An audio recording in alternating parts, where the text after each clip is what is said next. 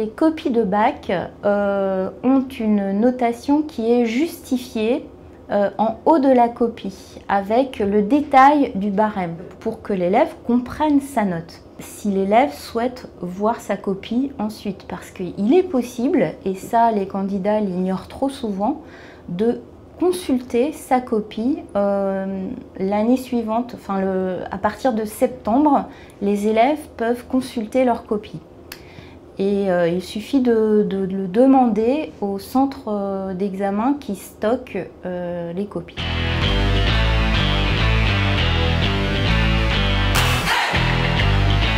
Quand on corrige la copie, on est quand même seul face à la copie, mais il y a des moments avant la correction, des moments après la correction, où on se réunit, où on confronte nos idées. Après la correction, nous nous réunissons encore et il y a une commission d'harmonisation post-correction où là, on reprend les moyennes de correction de chaque correcteur du bac et on voit finalement, est-ce qu'il y a beaucoup d'écarts, comment ces écarts peuvent s'expliquer.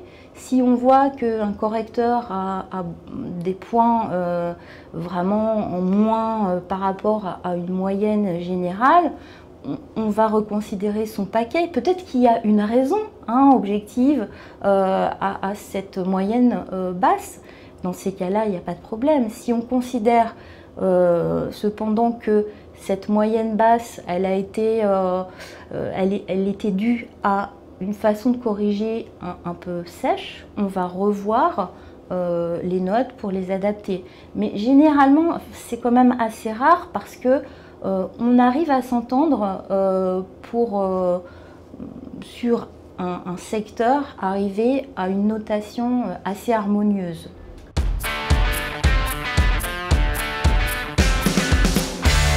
Les copies sont anonymées, donc on ne sait pas quel élève on corrige. On a simplement les numéros des candidats, mais aucun nom. Nous savons à quel lycée appartient le candidat, mais nous ignorons tout de son identité. Si vous avez laissé un petit message crypté dans la marge. C'est totalement interdit de laisser un message dans la marge d'une copie parce que c'est considéré comme un signe potentiel de reconnaissance et c'est quelque chose qu'on doit faire remonter aux inspecteurs et qui peut vraiment annuler l'épreuve pour le candidat. C'est quand même très embêtant. Donc, il faut absolument éviter les petites fleurs, les petites étoiles, tous ces petits signes qui pourraient être considérés justement comme un signe de reconnaissance pour un éventuel correcteur qu'on connaîtrait. Mais comme nous ne corrigeons pas du tout sur le lieu, sur notre lieu d'exercice, nous sommes un peu ventilés dans la région. On peut même aller assez loin parfois. Et donc nous n'avons pas en face de nous des élèves qu'on connaît.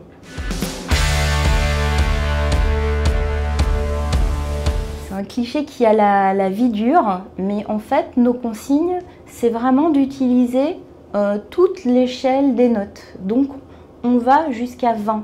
20, c'est pas forcément la copie idéale et parfaite. C'est le candidat qui aura fait quelque chose justement qui va nous étonner et qui est brillant, mais du point de vue de l'élève. Parce que même les professeurs, s'ils devaient faire en 4 heures le sujet imposé, ils n'arriveraient sûrement pas non plus à cette copie absolument parfaite. Elle n'existe pas certes, mais ce n'est pas une raison pour ne pas mettre 20 à nos élèves. Et des zéros? Alors des zéros, ils n'arrivent qu'en cas de copie blanche.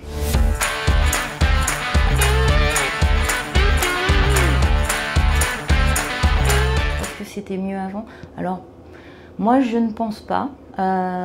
Pourquoi je ne le pense pas? Parce que je me souviens très bien que quand j'étais élève, mes propres professeurs n'arrêtaient pas de dire « c'était mieux avant ». Et donc, Je pense que ça, c'est une sensation qui est liée beaucoup à la nostalgie personnelle qu'on a de sa propre jeunesse. Et finalement, il y a des élèves en difficulté, il y a des élèves brillants à toutes les époques. Il peut y avoir en effet au niveau de la maîtrise de l'orthographe une dégradation tout de même, hein. Mais pour d'autres compétences, les élèves d'aujourd'hui vont plutôt être plus efficaces. Quand on compare par exemple le programme de français de 1991 par exemple à celui de maintenant, les descriptifs de baccalauréat comportaient 2 livres seulement à lire à cette époque-là, une pièce de théâtre et un roman. Et bien de nos jours, les élèves lisent 8 livres. On voit tellement de jolies choses dans les copies que c'est dommage de laisser sur les réseaux sociaux s'étendre ces remarques qui en plus souvent sont elles-mêmes pleines de fautes.